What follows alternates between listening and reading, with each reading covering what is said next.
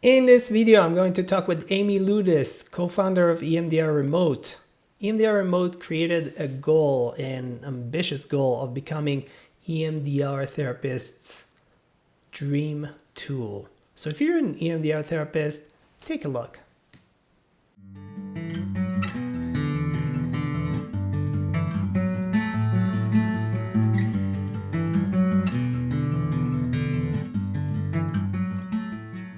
Hi, Amie. Hi, how are you doing today? Good. How are you? I'm great, thank you. Welcome to the Art and Science of EMDR. Thanks so much for being here. Thank you for having me. I really appreciate your time. Yeah, so you're the co-founder of EMDR Remote. How'd you come up with the idea of EMDR Remote? How did you start it? So it's kind of a funny story. So I had actually been in my back office talking to a client and explaining to them that we can't do EMDR until COVID is done. And at the time in March, it seemed like it was probably going to be kind of quick. And then I had already asked consultants and stuff about different programs that might be out there, and there was no program out there at that time that the therapist can control the light bar. And so I had talked to my client. Then I went in the living room after the appointment, and my daughter happened to be on the phone with my brother-in-law, who he used to design video games and production and all that. So this sort of thing is kind of easy for him. Yeah. So I had asked him, what would it take to have a ball go back and forth on someone's screen and for someone else to control it? And he's like, yeah, I could do that. And then I started using it. I had colleagues who wanted to use it. And so I asked him, he's like, sure, they can use it. And then it became like, I put it out there as something that was free, and then we needed to get other servers. So it ended up being like more of a business, if you will. But that's really how it started, is that simple little happenstance that he happened to be on the phone with my daughter when I walked in the room. Yeah, so I'm wondering, how did your training as a therapist influence the way EMDR Remote was designed or developed? Yeah, that's a good question. I, really have talked about like what should be there, and then he makes it happen somehow magically.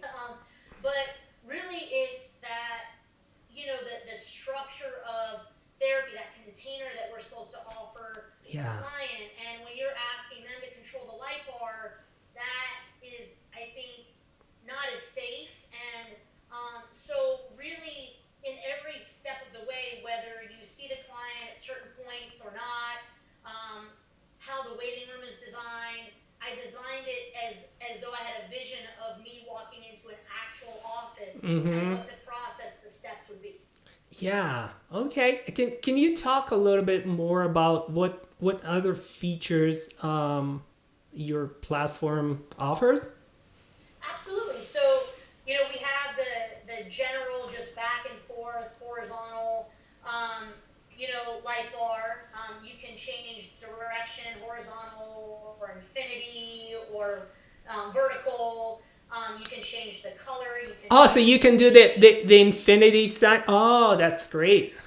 Yeah, it was really cool. And that was actually a user of ours asked if we could do that. And I was like, I had actually never done that as a therapist. And that's the other thing too, is I'm growing as a therapist because we're big on encouraging our users to give us feedback, because we want to make this like the therapist dream tool. But in the Yeah. meantime, I'm like, well, why wouldn't an infinity help? And so then I'll research it, and it's like, oh wow, that could be really helpful. So yeah, we're taking those sorts of suggestions as well. So you can change the direction, the shape, the size, the speed, and all of that, with the light bar. Yeah, I heard about. I think it's the Robert Miller protocol, the infinity signs. That's great. So you can change shape, size, obviously the speed, the color, and the direction. And I'm wondering, can you do diagonal?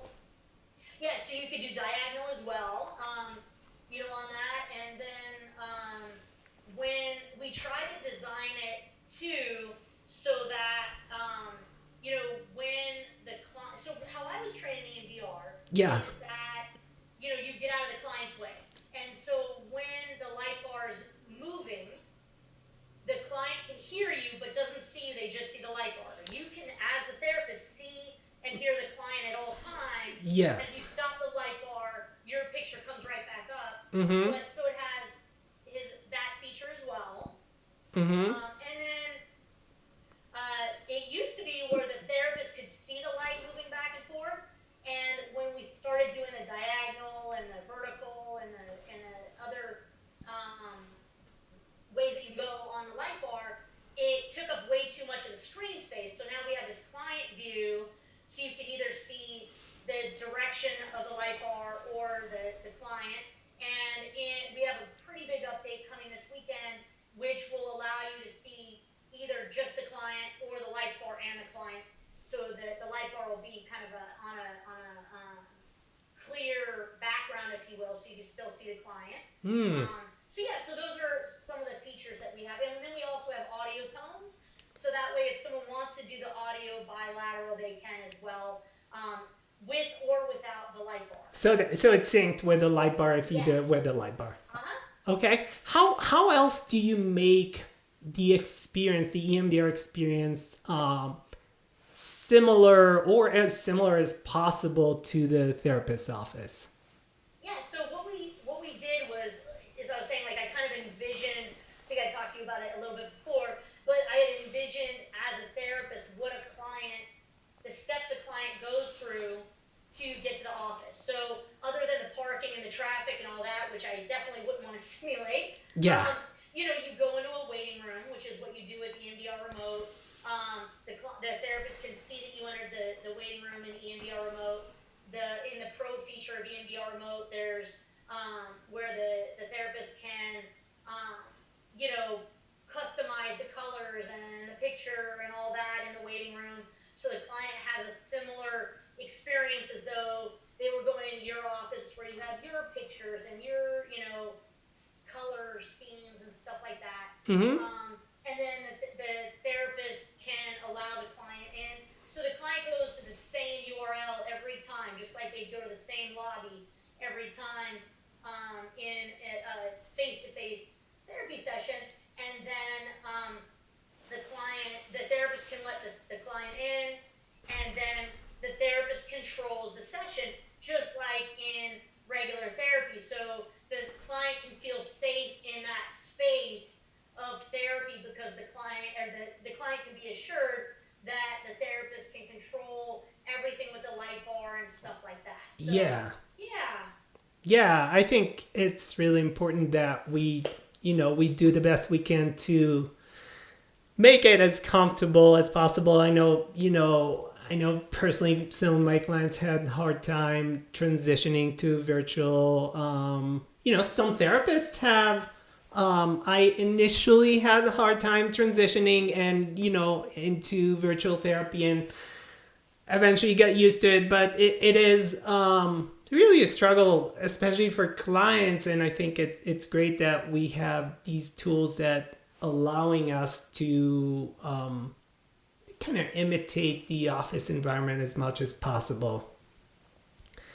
Yeah. So Amie, I wanted to ask you a little bit about your experience as a therapist. If you can share a little bit about your work as a therapist, what kind of work have you done? What kind of work do you do these days? And what is your experience with the EMDR? Thank you for asking that. Yeah, because I think for a lot of EMDR therapists, we have this progression of how we got here. And so I started working at a domestic violence shelter early on in my life. Like when I was 17, I was volunteering there and such. Ended up when I was qualified enough to work there. I worked there for 10 years, and then I went in to work with inner city kids and gang members, and continued to work with victims of crime, foster kids, and then I ended up in private practice where I can have kind of a sprinkling of everything. Yeah. It's been awesome. And so I actually did trauma-focused CBT for, 15 years before I really found out about how effective EMDR was, because I had heard about it, but it was like, okay, whatever. Yeah, And then as I saw the research of how effective it was, I went ahead and got trained in that, and I haven't used TFCBT since.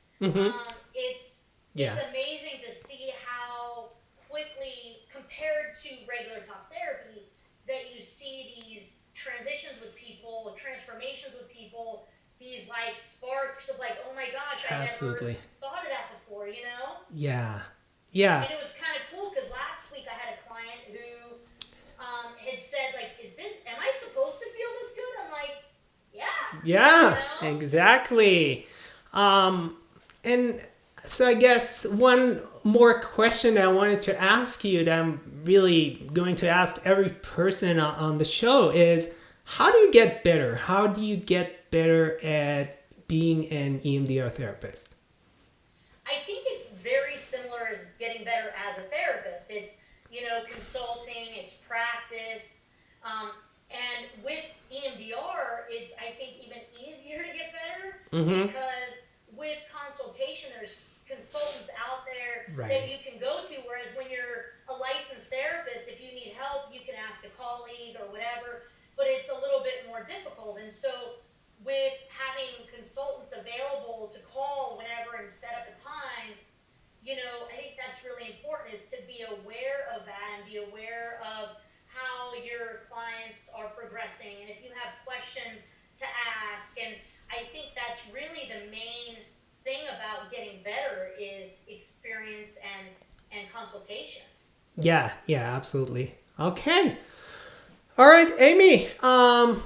Is there anything else where can people find you or EMDR remote? What kind of other information do you want people to know?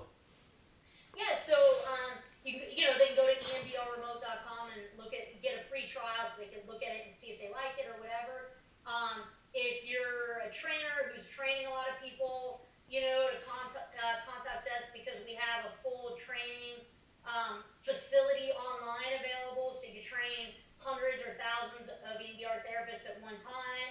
Oh wow. So we have that, and that right now we're offering for free for trainers, and and we're committed to doing that till at least the pandemic is completely done, Oh and wow, then at that's that amazing. point we can reassess, how it's working, and we're hoping to keep it free forever for the trainers to be able to train incoming EMDR therapists.